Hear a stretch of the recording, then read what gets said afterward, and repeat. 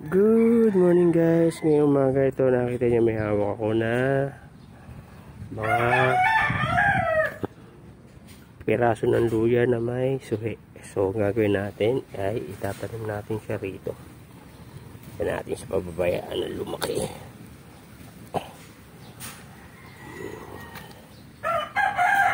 So tanim lang natin siya.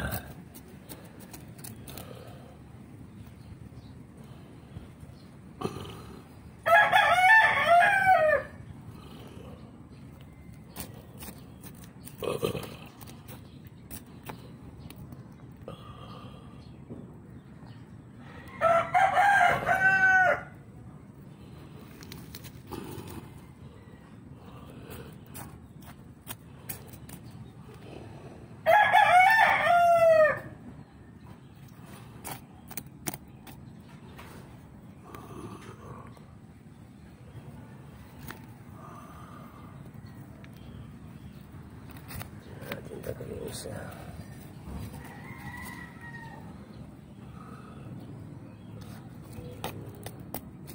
Hayaan natin silang tumubo dyan.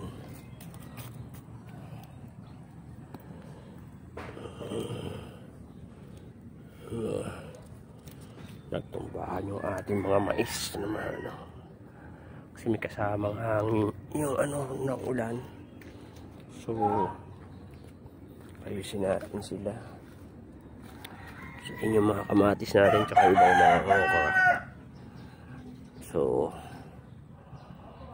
ayos lang muna natin yung nitong mga medyo nakatumba natin na mais guys. So hanggang dito na lang muna tong video natin na to guys. At nila muna natin tong konting mga natumba. So sana nagustuhan yung video at pagka na-update ko kayo rito sa itinanim natin na mga luya. God bless po at happy planting.